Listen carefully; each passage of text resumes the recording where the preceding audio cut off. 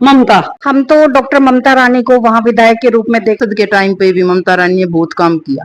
बनाया था। मैं भी कलानौर को नंबर 1 बनाना चाहती हूँ। कलानौर से एक बस सेवा शुरू की जाएगी। अभी से ही कांग्रेस पार्टी के लिए एक कर्मठ कार्यकर्ता रही हूँ। तो टिकट की सही मायने में दावेदार कौन है कलानौर? डॉक्टर ममता रानी टिकट की दावेदार क्या है। करवा सकती है कलानौर हल्के वासी? कलानौर को चमका सकती है, कलानौर को बहुत आगे ले जा सकती है।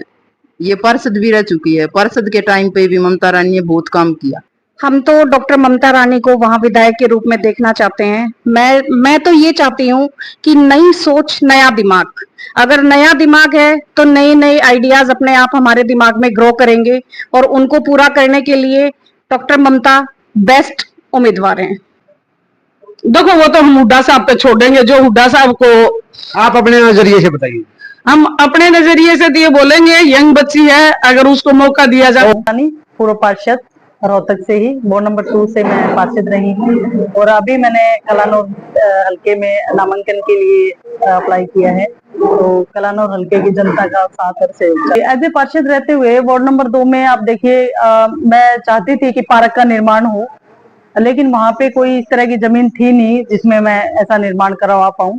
लेकिन वहां पे सफाई की समस्या थी, सीवेज की समस्या थी और लाइटों की थी समस्या, बिजली के तारों की थी और कई जो धर्मशालाएं थी जो बीच में बनी हुई रखी थी जिनको मरम्मत की आवश्यकता थी, कई स्कूल थे जिनमें आवश्यकता थी मरम्मत की।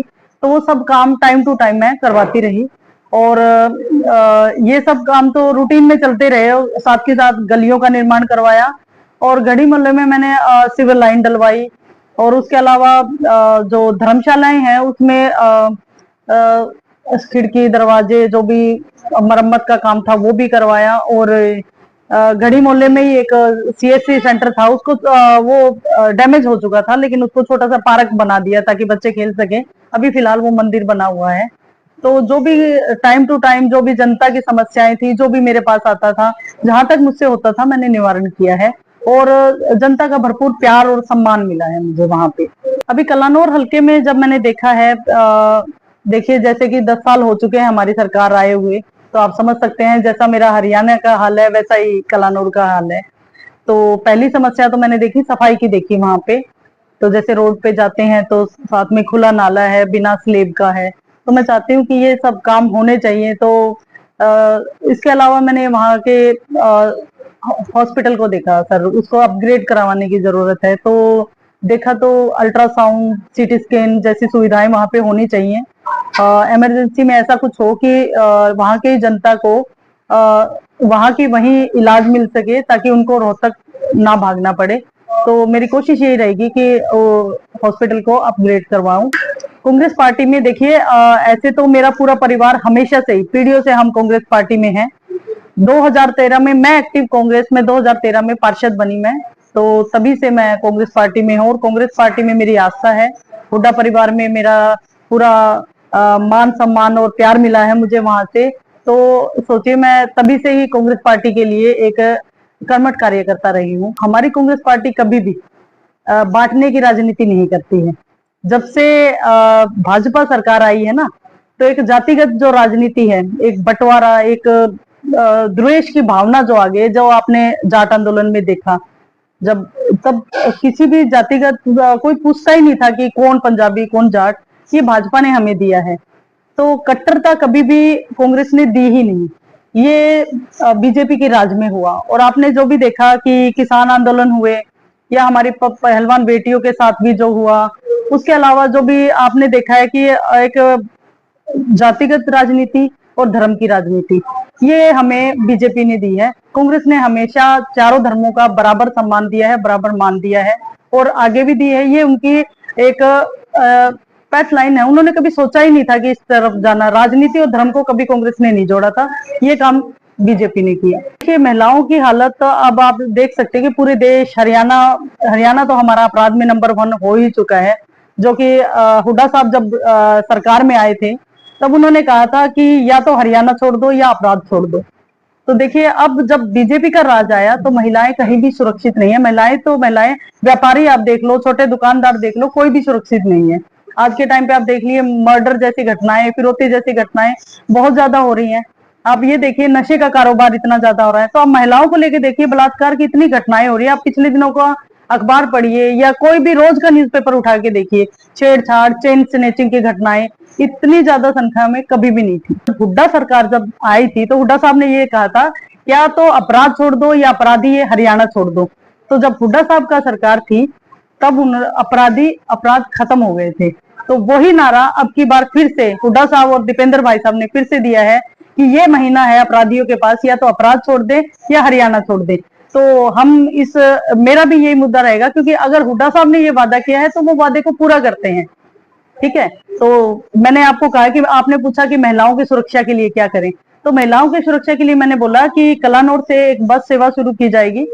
बसों के अंदर भी सीसीटीवी कैमरा होंगे, तो पूरी तरह महिलाओं की सुरक्षा को सुनिश्चित किया जाएगा।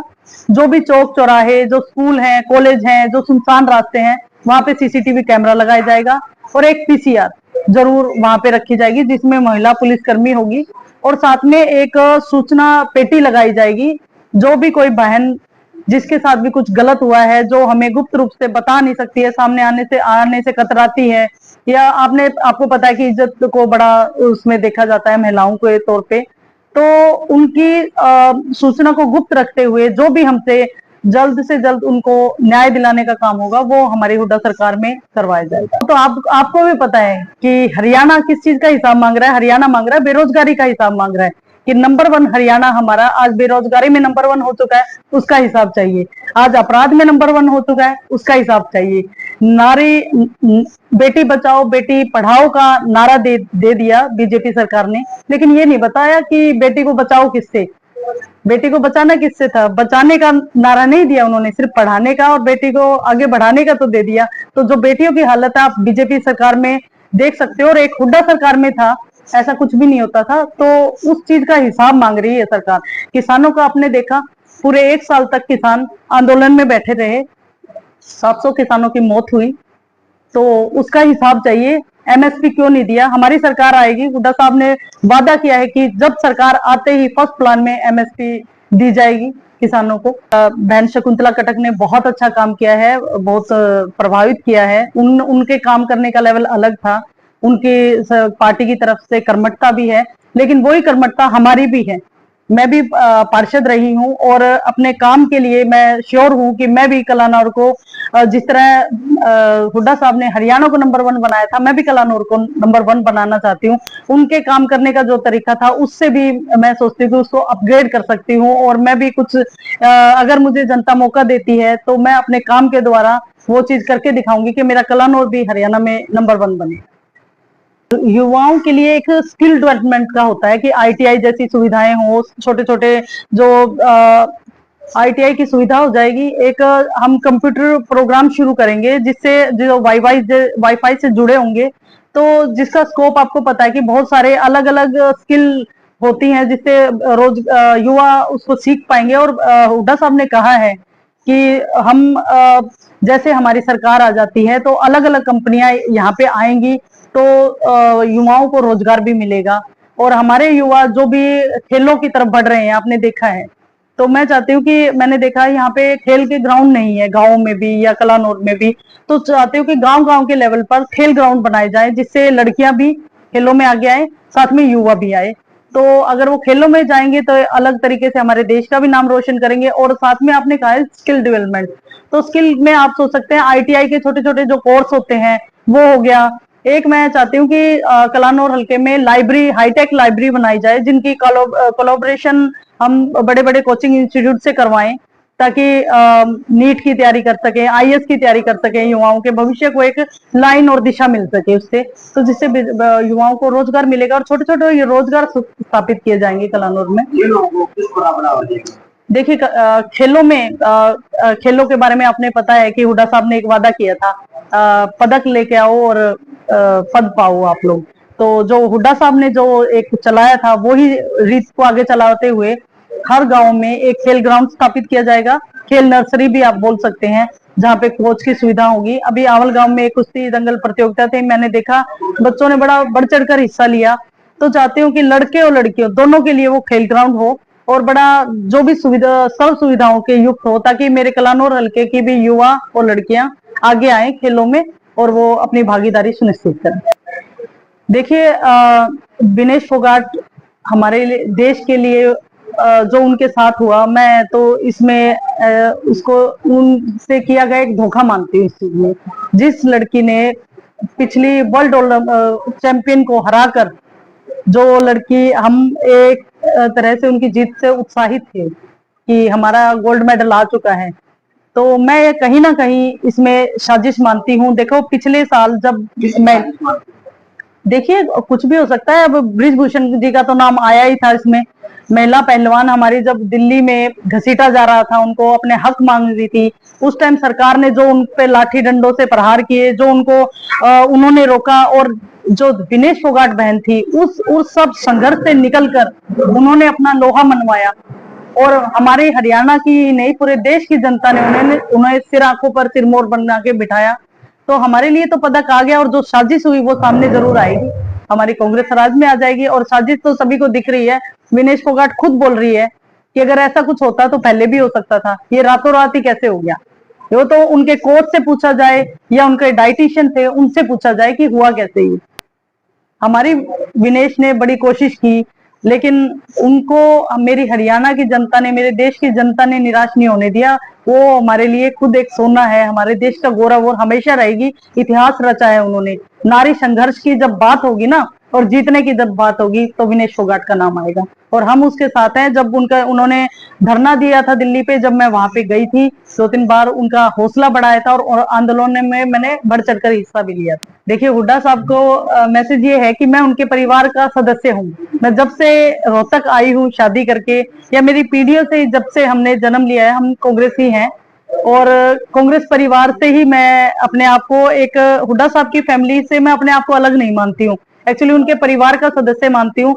आशा हुड्डा जी मेरे लिए एक आइडल हैं, और मैं उनको अपना मेंटर मानती हूँ, और मुझे माँ की छवि दिखाई देती है उनमें।